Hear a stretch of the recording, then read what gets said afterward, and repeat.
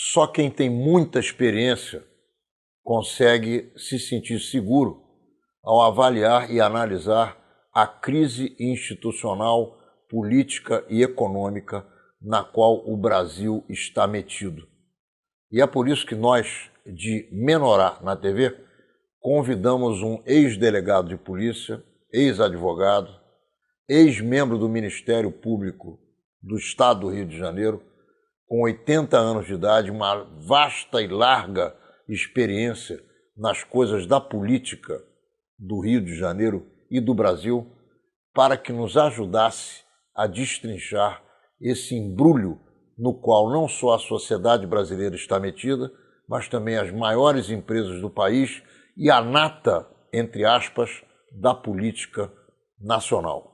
Nós temos aqui hoje, com muita honra e muita alegria, Télios Memória, que vai nos ajudar a compreender o que está acontecendo no Brasil do século XXI, no ano de 2016.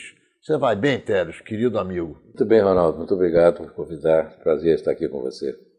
Télios, eu tenho dito aos meus filhos que eu nunca passei, nos 68 anos de vida que eu tenho e nos mais de 50 anos de trabalho, uma crise do tamanho dessa que nós estamos vivendo hoje. É o mesmo com você? Você que passou revolução, você que viu presidentes serem destronados, você que viu tanta gente ser caçada na época dos militares, você que viu a revolta da esquerda e como a esquerda se colocava frente àqueles que não aceitavam as propostas de esquerda de forma nenhuma. Você que viveu o período moderno da história do Brasil, já viu alguma coisa parecida com essa que nós estamos enfrentando hoje? Olha, Ronaldo, não vi, e os comentaristas mais experientes que eu tenho ouvido também não viram. Na verdade, estamos vivendo uma violência. Há várias espécies de violência. A violência não é só aquela que dá tiro. A violência que nós estamos vivendo a corrupção é uma violência maior possível, porque ela corrói as entranhas da sociedade. Como explicar a um filho, às vezes, que diz: papai, meu colega ganhou aquela bicicleta a motor, mas o pai não pode dar, mas ele é igual, você ganha igual a ele, eu ganho igual, mas eu não posso dizer que o pai dele tem um negócio por fora, ou seja, ética, moral. Nós temos um princípio na Constituição. Constituição é uma peça, não é um código comum. Constituição é uma lei de princípios. Todos os países são regidos por princípios. Esses princípios estão na Constituição. A nossa também tem. E entre eles tem lá escrito no artigo 37 o princípio da moralidade pública. Não adianta ser legal, tem que ser também moral. E a crise que nós estamos vivendo é de moral, falta total de moralidade pública. É uma violência. Télios, nós há pouco tempo atrás, logo que a ex-presidente Dilma Rousseff caiu e o presidente Temer assumiu o mandato tampão, em princípio até 2018, para completar o mandato da Dilma Rousseff, um dos membros mais requisitados, uma das pessoas que mais de quem se falava bem, era o tal do Jucá. Ele é o líder do governo no Congresso Nacional. O Jucá hoje tem denúncias, inclusive, de que ele é o operador dos deputados junto às grandes empreiteiras. A pergunta que não quer calar é a seguinte: o Congresso Nacional se transformou de um local em que se deveria fazer política para o povo num balcão de negócios? Infelizmente, nós estamos constatando isso. E mais, estamos constatando, vou adentrar um pouco ao que você está falando, mas uma pequena volta. Nós estamos verificando uma coisa que era inédita no Brasil. Sempre falava que rico rouba pobre. Não, pela primeira vez nós vimos empresários já ricos e muito ricos, se organizarem para roubar o país. A Odebrecht fez um setor dentro dela, uma empresa multinacional, só para tratar disso. E é para tratar de compra, sim, compra. Mercadoria é o que o congressista tem. Compra de leis. Compra de leis. A mercadoria do congressista é a lei. Isso é quase que inacreditável. Comentar uma coisa dessa é extremamente difícil, e qualquer um sabe que isto é realmente uma coisa... Qual a instituição que paira de pé diante da constatação da podridão das suas raízes? Olha, você acredita que o Congresso consegue superar esse momento? Nós estamos tratando de uma delação dentre os 77 membros de uma única empresa. Exatamente. Quantos ainda virão e quantas delações serão realizadas e quantos serão atingidos com essas delações? Nem com bola de cristal hoje dá para fazer isso, mas a perspectiva é de que muita coisa ruim está para vir, ainda pior. Porque esta, como você disse, é só uma empresa, mas ela não é única. Não, é uma pessoa de uma empresa. Uma pessoa de uma empresa. Dos 77 de uma empresa. Desta empresa. E esta gerenciava todas as outras. Você perguntou do Jucá. Olha só, este homem já pertenceu a diversos partidos ao longo da sua carreira política. Ou seja, qual é a ideologia que os nossos partidos políticos têm? Eu pertenço a um partido hoje e mês que vem vou para outro que teria um pensamento inteiramente diferente do meu, mas estou lá. Então, quem sabe se disseram que ele era o organizador, porque ele realmente já esteve em todos os partidos. O fato é o seguinte, onde há fumaça, realmente deve haver fogo. É pelo menos o que se vê na vida da gente. Ô Teres Memória, há quem diga que o sistema é podre e, portanto, as empresas, para poderem operar e trabalhar, precisavam aceitar a corrupção que vinha dos dirigentes das estatais. Você acredita que isso seja verdade? É a classe política apodrecida que criou esse monstrengo? São as empresas? São os dirigentes das estatais? No final, como é que você desenrola esse novelo de linha? Olha só, numa situação desse tamanho, nunca pode haver uma coisa só, uma pessoa só, uma finalidade só. Aconteceu que agora, neste meio termo, depois de Fernando Henrique para cá, conseguimos organizar alguma coisa que nunca tínhamos organizado no Brasil. A roubalheira sempre existiu, mas o montante dela jamais. Repito, você ter um empresário rico roubando dinheiro do público não tem fato na história do Brasil que se conte isso. Não tem. Foi a primeira vez. Então juntou a fome com a vontade de comer. Políticos que sempre precisaram de ajuda, sim, ouve-se falar muito. Empresário que precisava de ajuda, sim. Em nível... o lobista, o que é o lobista, afinal? Ele é alguém que vai lá dentro de um congresso, de um parlamento, fazer a apresentação do seu trabalho? É possível. Apresentação, sim. A combinar para fazer coisas exclusas, não. Se lobista é isto, então nós montamos uma ilegalidade inacreditável. Então, nós temos que dizer o seguinte, temos empresários que são ladrões, que graças a Deus não são todos, e temos políticos realmente descarados, sem vergonhas, que não podem, e não representam a nós, porque o povo não quer isto. Mas eles fizeram isso, balcão de negócio, não há dúvida, como nunca aconteceu. Nós não tivemos, estão dizendo agora, essa república caiu. Nós já tivemos outras repúblicas durante a república. Já caímos, já tivemos Getúlio Vargas, já tivemos outros governantes que tiveram problema, mas nunca deste montante. Deste montante, é preciso saber isso. Agora só se fala em bilhões. Eu pergunto a qualquer um que está nos ouvindo, alguém sabe onde cabe 1 bilhão? É numa caixa de sapato, é numa mala, é num caminhão? Eu não sei. Mas só se fala em bilhão. Bilhão acabou. Teres, existe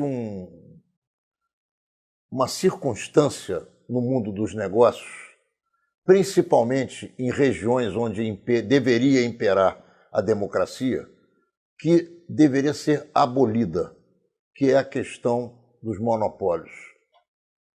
Na verdade, o que se formou foi um cartel monopolizador, com empresas com tentáculos em todas as direções, operando no país, poucas empresas, e, infelizmente, conseguindo empolgar, vamos dizer assim, o que seria pior na área pública, que é a corrupção de parlamentares e de agentes do dinheiro público, homens de administração empresarial dentro da Petrobras e de outras instituições. Agora, quando se fala em bilhão, e você perguntou muito bem se eu sei onde cabe e você não sabe, eu também sei muito menos do que você, ou tanto quanto você, não sei onde caberia 1 bilhão, se era um cofre, se era uma caixa de sapato, ou se era num caminhão. Esses bilhões, eles estão de acordo com o tamanho do Brasil de hoje. Anteriormente, os bilhões eram milhões, que eram mil-réis em outras épocas. A pergunta que eu te faço é o que você pensa da elite brasileira? Nós temos intelectuais no Brasil, nós temos homens de liderança, nós temos estadistas. Como é que se monta uma parafernália para assaltar os cofres públicos com essa cara de pau? Bem, Ronaldo, a primeira coisa que você já tocou ponto para mim, para um governo nós temos que ter estadistas. Estadista é aquela pessoa que reconhece as suas atitudes e sabe quantos anos, 20 anos, 30 na frente, a consequência dela vai ter. Este é o que entende do Estado. Um juiz, por exemplo, que estão no Supremo, não são estadistas os de agora, mas Supremo é um lugar para estadista, ou seja, a consequência de uma decisão do Supremo, que já está dito, é o maior tribunal que tem, não é uma decisão para resolver o problema de amanhã, da semana que vem. Era para se prolongar com efeitos benéficos ao país ao longo de muitos anos. Então, o jurista do Supremo não é um jurista só. Entender de direito, todos eles entendem. Entender de país, não. Muito bem. Também, no mundo do negócio, não é novidade dizer que o comércio tem suas leis próprias. Alguns dizem, em alguns momentos, na minha prática de direito penal, era difícil você distinguir entre a esperteza comercial e o estelionato. Às vezes é uma linha só que separa um do outro. Então, aceita-se uma certa esperteza comercial, desde que não seja uma desonestidade. Ou seja, se eu me agrupo, e sempre se agruparam, para a concorrência, eu digo, essa concorrência agora é minha, aquela é sua, isso não é novidade. Não, mas montaram cartéis. Que os americanos lutaram com isso há anos e anos no começo, tá certo? E conseguiram leis que impediram isso. Ou seja, eu não só estabeleço que obra é minha, mas eu estabeleço o preço e a qualidade dela. Isso é que é o pior. E tem uma coisa muito pior do que estabelecer preço, qualidade, quantidade e se a obra é minha ou não. É que esse tipo de conluio impede o vicejamento de empresas que são naturais e que são decentes. Não há concorrência. A concorrência já está eliminada. Se você montar uma empresa de engenharia razoavelmente bem, você vai participar de quê? De nada, porque eles tomaram conta de tudo. Mas a volúpia foi tal que eles conseguiram tirar o dinheiro que nunca tinham tirado, porque a concorrência era para dizer, esta empresa minha vai ganhar agora, porque está combinado, mas era o que eu vou vender, a ponte vai custar o que a ponte custaria. Não. Além de ser a minha, tá certo? Eu vou dizer quem vai fazer o subproduto e o que eu vou ganhar pela ponte e pelos extras. Uma ponte custarão 5 ou 6 pontes. E ainda vou dizer para quem eu vou dar dinheiro, para me ajudar a fazer a ponte. Você não consegue no meu preço. uma coisa dessa se não tiver muita gente envolvida em todos os níveis. Do mais baixo, você pode exagerar um pouquinho, até do contínuo ao diretor. Mas se você não tiver um grupo, você não monta. Télios, e essa última barafunda do STF? Bom, Ronaldo, eu quero deixar claro qual é o tema.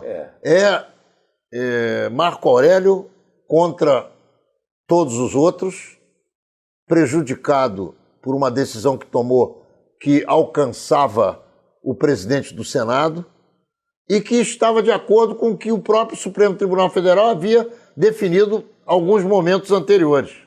Estaria. Na verdade é o seguinte, como você não tem ali estadistas, você tem pessoas decidindo, você vai ouvir todo o julgamento deles pela televisão, só argumentos jurídicos.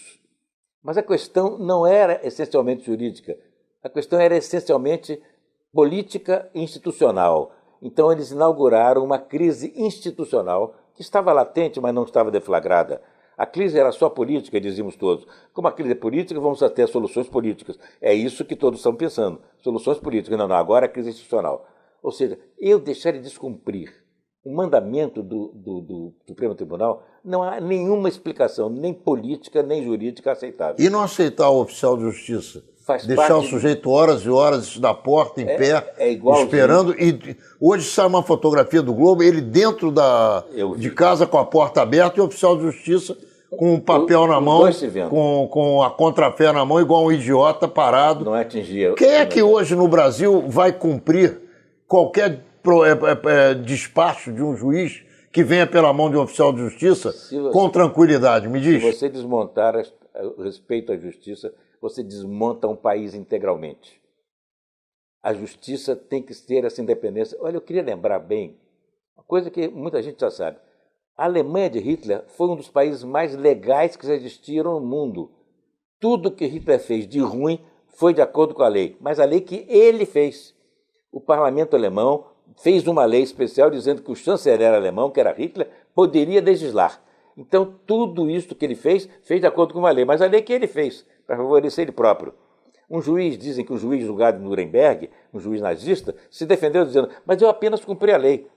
Mas que lei? A lei que o parlamento fez viciado. É isso que estamos agora. Nesse sistema de tripartite de poder, legislativo, judiciário e executivo, sempre houve a tendência de um ser mais forte que o outro. Normalmente o executivo tentava dominar os outros. Agora nós estamos com o legislativo. Quer dizer, eu ameaço, se o juiz me condenar, eu ameaço fazer uma lei que vou condenar o juiz, porque ele me condenou.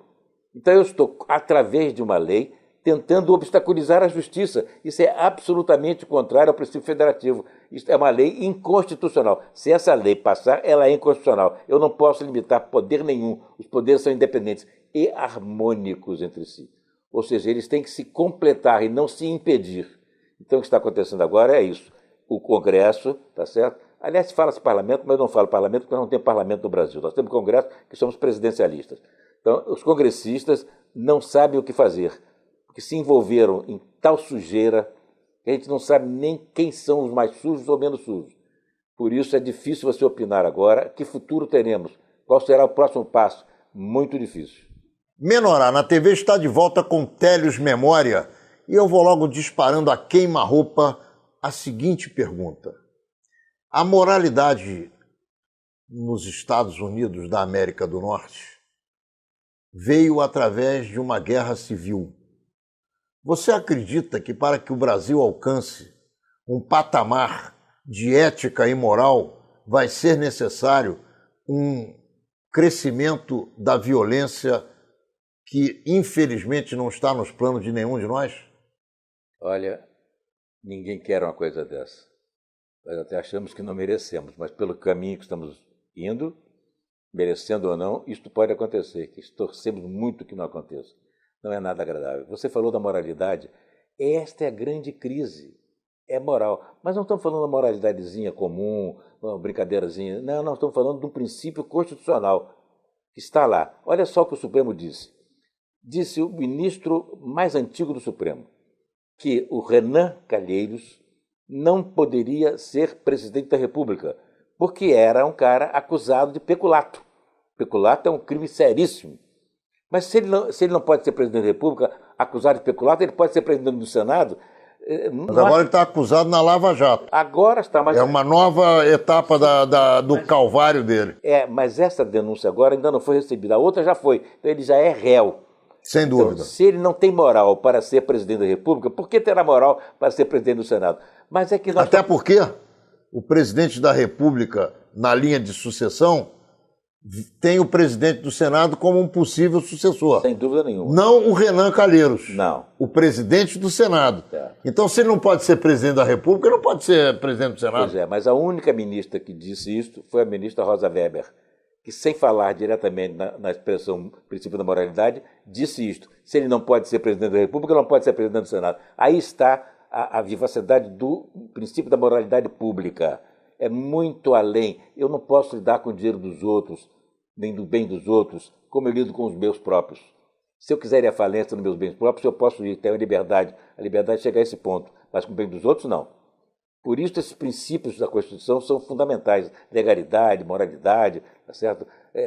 São princípios que básica. A Constituição, Ronaldo, não é uma lei de 250 artigos como a nossa e mais 250 parágrafos. É uma lei de princípios. Lá só estão os princípios.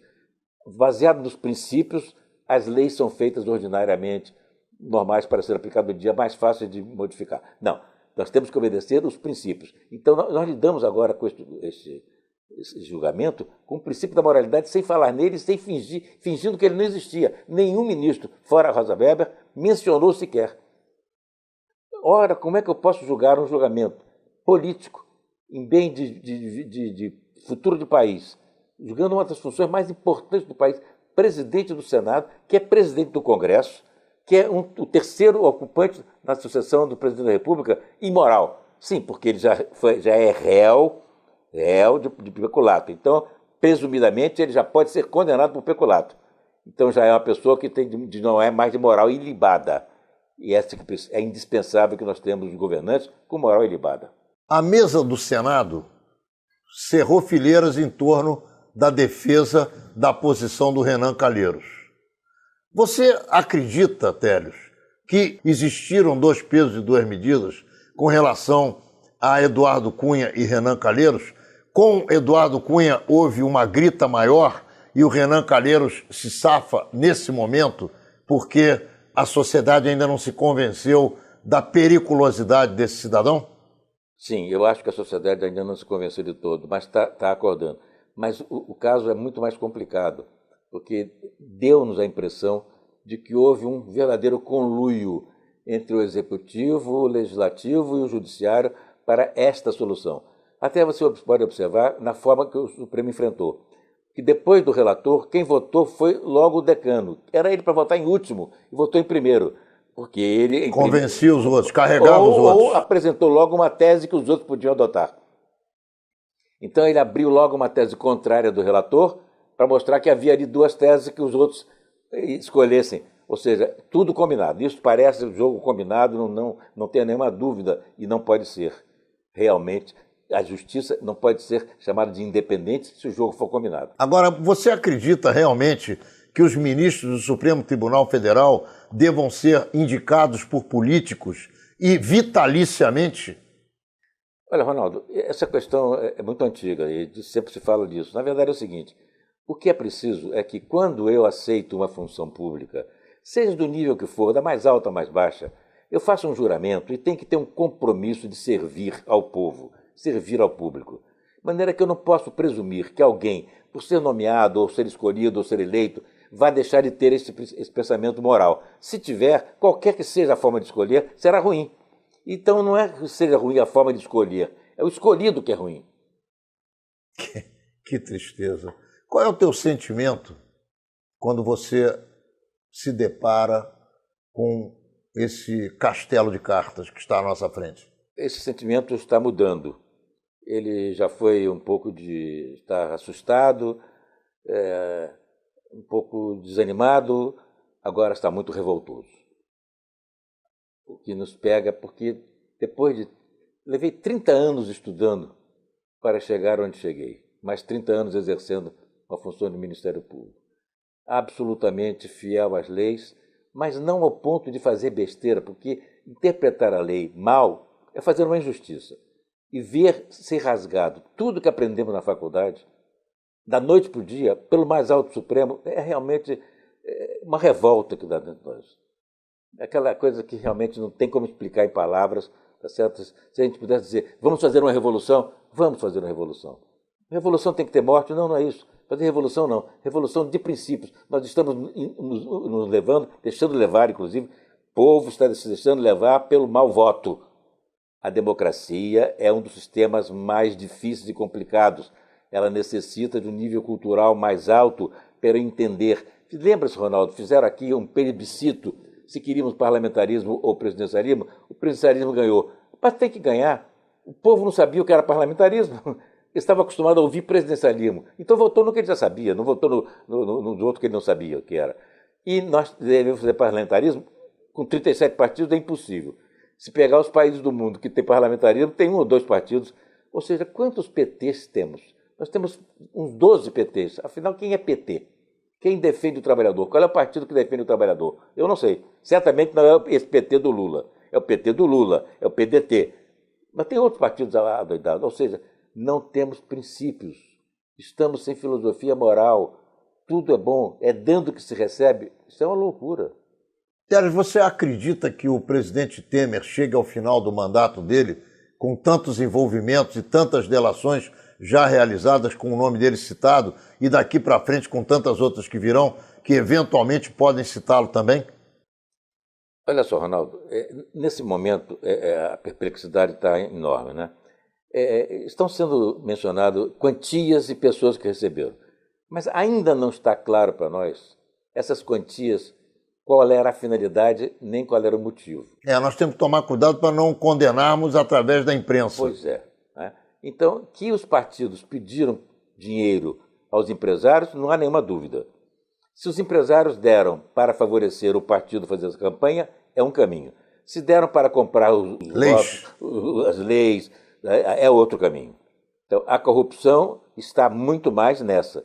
Mas, de qualquer maneira, felizmente agora demos um passo, não permitimos mais que empresas façam doações, porque empresa, primeiro, não é cidadão. Empresa não é cidadão. Segundo, empresa que investe alguma coisa num produto seu é para ganhar dinheiro. Se ela investe na compra de um congressista, é para ganhar dele alguma vantagem. Ilícita, porque vantagem ilícita ele já fará fazendo uma boa lei. Então, é nebulosa.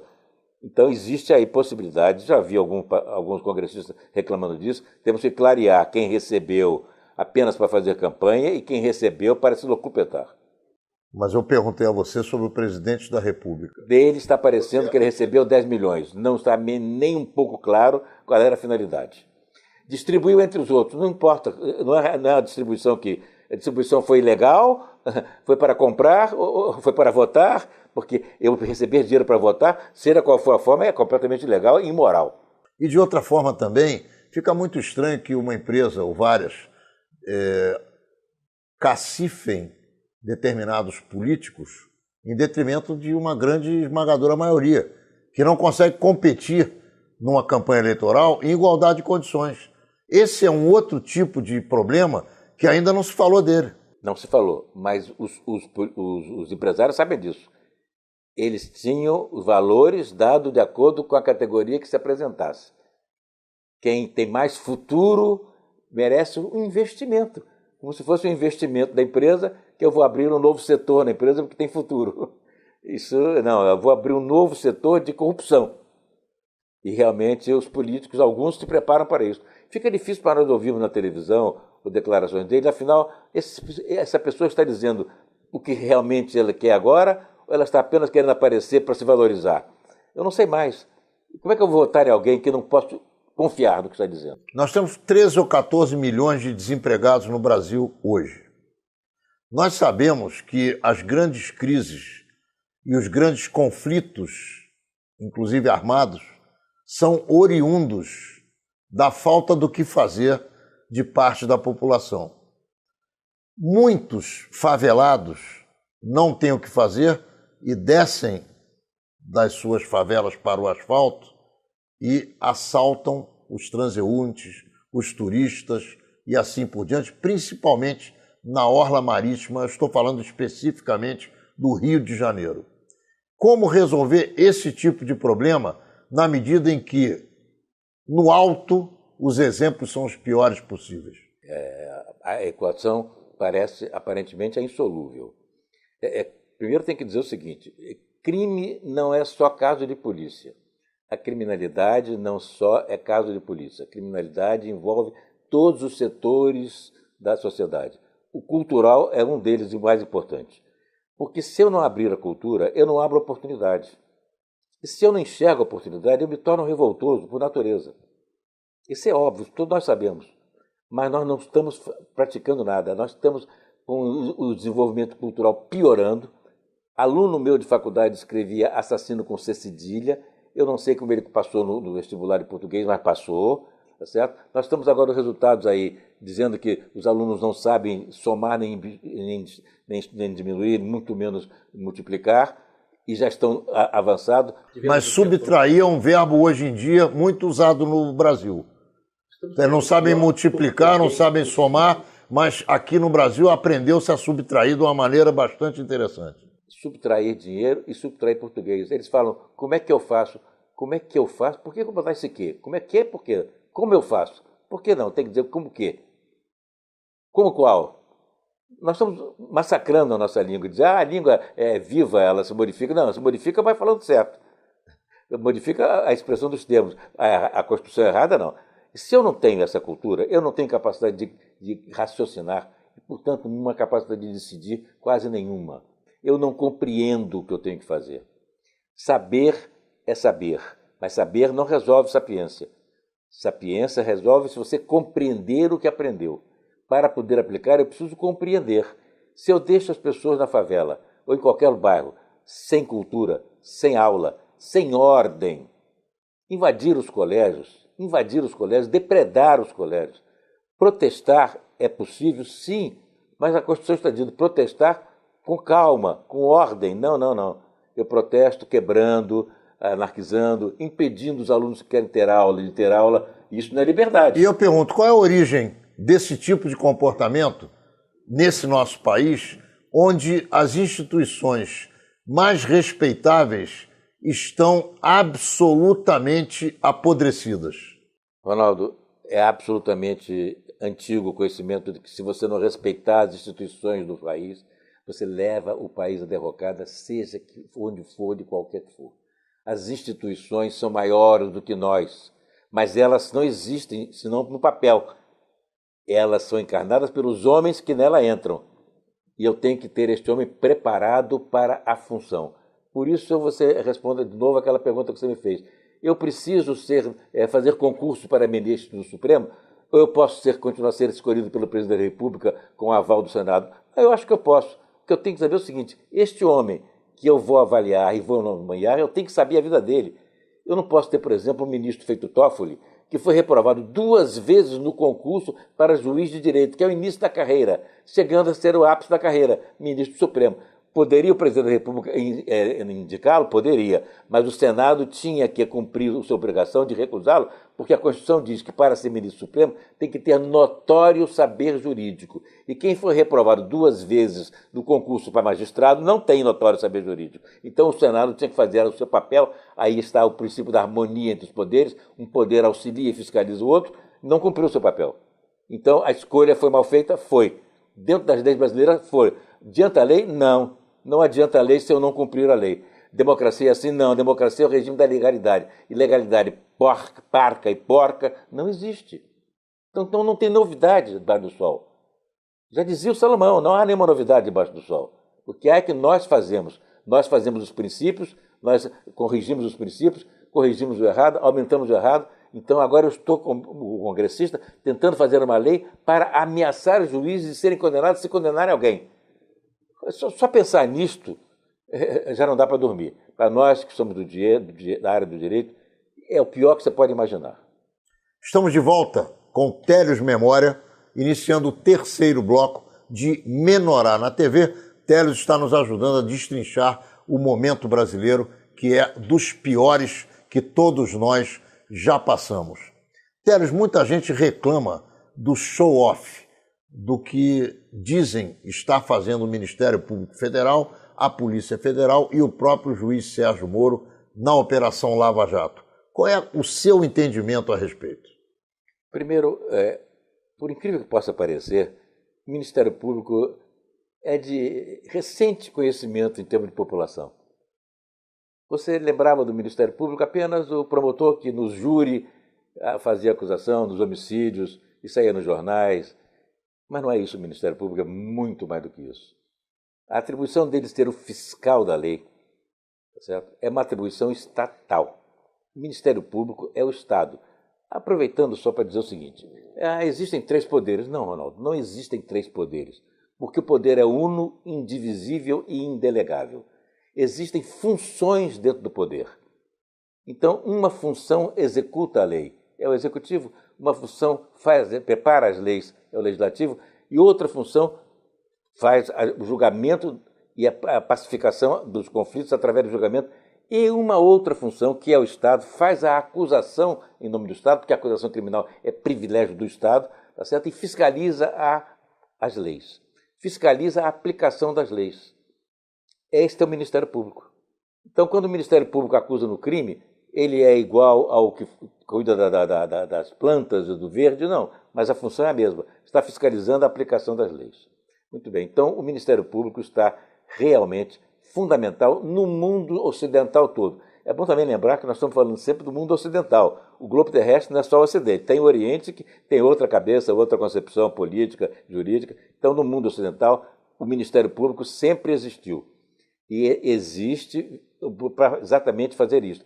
Por quê? Porque, na origem, o juiz fazia a própria acusação. Isso lá na origem. Não. Quem julga não acusa.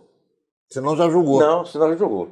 Então tem que ter alguém, e esse alguém saiu do judiciário, fez a função do acusador. Este acusador também não julga. Então quem acusa não julga, quem julga não acusa. Então o Ministério Público é aquele que promove ou as acusações criminais ou realmente as acusações de mau abaratamento dos dinheiros públicos, do verde, etc. Você acha que o membro do Ministério Público, por exemplo, o Deltan Dallagnol, que está sendo acusado em muitos aspectos por estar promovendo a própria figura em detrimento do sigilo que deveria seguir as investigações, coisa com a qual eu não concordo absolutamente, porque eu, como cidadão, quero saber o que está acontecendo. Bem, os criminosos, seja de qual nível que for, detestam que as coisas sejam abertas, porque eles precisam do segredo. Tá certo? Existiu nos Estados Unidos um prefeito, Dewey, ficou famoso porque ele acusou, tá certo, aquele italiano mafioso, e elegeu-se até, através disso, governador do estado, importantíssimo. Al Capone. Al Capone.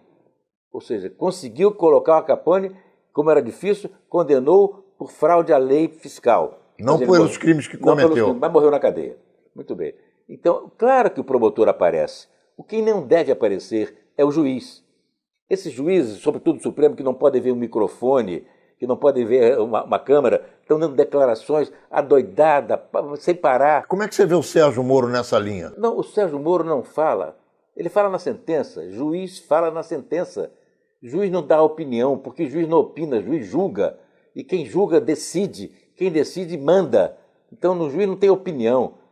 Quando você vê um ministro desse falando opiniões aí, sendo entrevistado, Deus me livre, isso nunca existiu. Isso para nós é o aborto da natureza jurídica. Juiz tem que ter discrição, firmeza, certo? Juiz não dá opinião, não dá aparecimento, não quer aparecer, não usa fantasia, nada disso. Ele tem que ser sereno, calmo, equidistante. É isto que o Moro está encarnando. O Moro e os juízes mais novos. Mas agora a questão de novidade e idade não é bem o caso, é porque o pessoal que está no Supremo até tem alguns bem novos, mas de mentalidade antiga e que não são aptos para ser estadistas. Esse é que é o problema. Então eu não quero ser novo ou velho, até porque fiquei sabendo depois, no final da minha carreira, que você para estar na segunda instância tem que ter maturidade jurídica. Aprender direito, qualquer garoto de 20 anos aprende direito. Mas maturidade para você discernir o joio do trigo no julgamento, você tem que ter muita sapiência e maturidade, e isso, como os romanos já diziam, só os de cabeça branca é que conseguem, porque eles têm o aprendizado da vida auxiliado pelo aprendizado das leis e dos estudos. O que você pensa de um instituto que está sendo utilizado de forma, na minha avaliação, absolutamente equivocada? Quando você fala em foro privilegiado, você quer oferecer àquele que detém a opinião política e ideológica uma proteção. Não é para que ele cometa o crime e seja julgado diferentemente dos outros cidadãos brasileiros. Como é que você vê essa questão do foro privilegiado? Você falou a palavra aí importante e perigosa, proteção. O foro privilegiado foi criado para proteger o legislador quando ele faz o seu trabalho de fazer as leis, as opiniões políticas que dá dentro da Câmara, não para protegê-lo dos crimes comuns. Não, nunca foi essa a ideia. Nos crimes comuns, todos somos iguais perante a lei.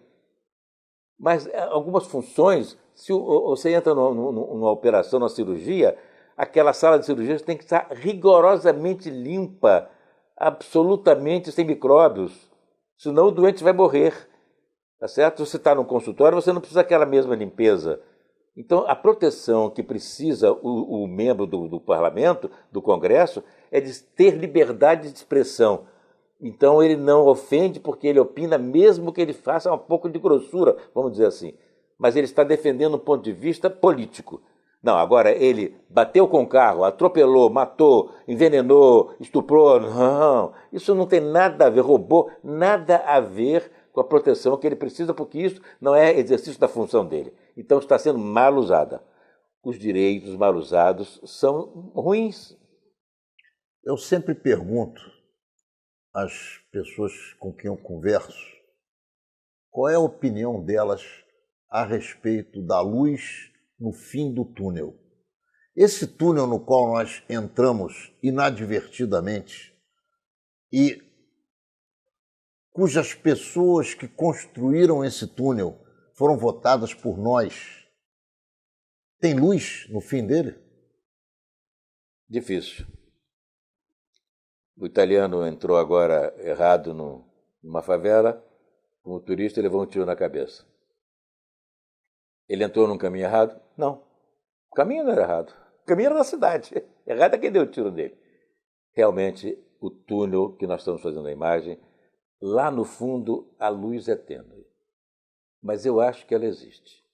Eu acho que o Brasil é muito maior do que tudo isso. Já venceu crises inacreditáveis. Já vencemos mais de uma ditadura. Realmente, nós já atravessamos outros túneis. Nós temos que lembrar, nós atravessamos uma guerra civil em 1932. Houve guerra civil, houve morte, morreu gente lá e de cá. Não foi todas aqui dizer brasileiro não dá tiro, deu. Tivemos balaiadas, tivemos outras revoltas que morreram. Você acredita que em 64 também houve guerra civil? Não chegou a isso. Não chegou a ver. Não chegou a ver. Porque, na verdade, houve uma coisa que realmente me preocupa. Se você olhar alguns episódios políticos que estão acontecendo, eu vejo muita parecência com as situações que estavam aparecendo no tempo do Jango. Situações bastante semelhantes. Até porque algumas delas são provocadas pelos próprios esquerdistas que ainda estão vivos daquela época. Mas no tempo do Jango não havia um congresso com essa característica que existe hoje. Não. Mas o reboliço esquerdista violento existe, é o mesmo. Algumas pessoas que estavam lá estão cá, tá certo? E não acabou muito bem, mas conseguimos abortar antes, tá certo? Então eu quero saber o seguinte, se o túnel tem luz suficiente ou não. Tomara que tenha uma claridade, que eu possa abortar, que no fundo dele, eu não tendo luz, caia no precipício, que aí não tem mais jeito. Certo? Então, mas é previsão para gente de bola de cristal, e que nem sempre acerta. Eu vejo luz, porque eu vejo que a força que nós temos no Brasil, com os brasileiros acordando, é muito grande. Mas agora, a situação, de olhar de agora, é difícil. Eu não gosto muito de fulanizar os conceitos que nós debatemos aqui, mas no Alta Alternativa. Por que é que você entende, ou como você entende o fato de que ainda não se prendeu o Luiz Inácio Lula da Silva? Porque nós estamos fulanizando. Fulanizamos o presidente do Congresso, fulanizamos o Lula. Certo? E isto realmente, para a justiça, em termos de justiça, nós nem aprendemos isso na Faculdade de Direito, não existe isso. Não existe fulano para nós. O réu para nós é um ser humano. Ele tem nome porque ele tem que ser nome individualizado, mas ele tem conduta. Não interessa quem ele é, interessa a conduta dele. E fulanizar é desprezar a conduta e botar só o nome. É a mesma coisa que ser um ditador.